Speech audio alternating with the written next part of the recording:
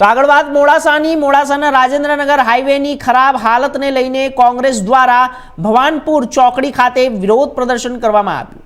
માર્ગ પર પડેલા ખાડાઓને વરસાદી મોસમમાં વાહન ચાલકોને પડી રહેલી હાલાકીને લઈને કોંગ્રેસના લોકોએ કાર્યકર્તાઓએ असंतोष फैलाव्यो छे। भवानपुरा चौकड़ी खाते सरकार विरुद्ध रोष व्यक्त करवामां आव्युं छे। आ साथे ज तमाम कोंग्रेसना कार्यकरो बिस्मार हाईवे मुद्दे प्रदर्शन करी रह्या छे अने ज्यारे आ मुद्दे तमाम जे कोंग्रेसना कार्यकर्ताओ छे रोड रस्ता उपर आवीने बेनरो हाथमां लईने प्रदर्शन करी रह्या छे। सरकार विरुद्ध विरोध नोंधावी रह्या छे। मांग नहीं संतोषाय तो उग्र आंदोलन करवानी चीमकी पण आपी रह्या छे अने साथे साथे જ્યારે કોંગ્રેસના કાર્યકર્તાઓ નારા પણ લગાવી રહ્યા છે અને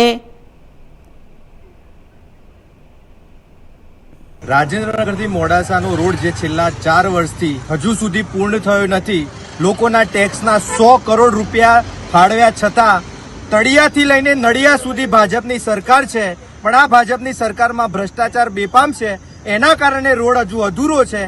એના કારણે હજારો વાહન ચાલકો, 30 થી 35 ગામના ગ્રામજનો, ખેડૂતો, વિદ્યાર્થીઓ તમામ ત્રાહિમામ પોકારી ગયા છે।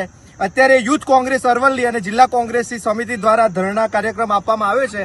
તંત્ર જો ગંભીરતા નહીં લે અને તાત્કાલિક આ રોડનું કામ પૂર્ણ નહીં કરે તો આગામી સમયમાં બહુ મોટું આંદોલન આ રોડ બાબતે અને જિલ્લાના લોકોના હિત બાબતે યુથ કોંગ્રેસ અને જિલ્લા કોંગ્રેસ દ્વારા કરવામાં આવશે। આજે મોડાસા રાજેન્દ્રનગર જતો રોડ છેલ્લા 4 વર્ષથી આનું કામ ચાલી રહ્યું છે।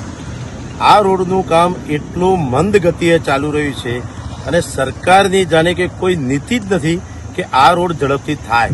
છેલ્લા 4 વર્ષથી મોડાસાથી આ રાજેન્દ્રનગરના રોડનું જે પ્રમાણે કામ ચાલી રહ્યું છે એના કારણે આજુબાજુના અહીંથી 30 થી 35 ગામોની આ દોડતો જે રોડ છે એના પર રોજ જિલ્લા મથક મોડાસા ખાતે વિદ્યાર્થી હોય, દર્દીઓ હોય, વેપારીઓ હોય, ખેડૂતો હોય, નોકરિયાત વર્ગ હોય, તમામ માણસોને આ રોડ રસ્તાનો ઉપયોગ કરવો પડે છે।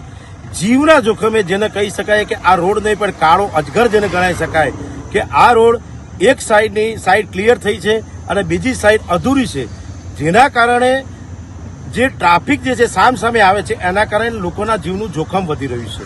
ઘણા સમયથી અહીંયાથી અમારા જિલ્લા કોંગ્રેસ તરફથી અને અન્ય સંગઠનો દ્વારા પણ ગામડાના લોકો દ્વારા પણ આંદોલનો કરવા સરકાર સમક્ષ આની રજૂઆત કરવામાં આવી, છતાંય આજ દિન સુધી આ તંત્રની આંખ અને કાન ખુલતા નથી।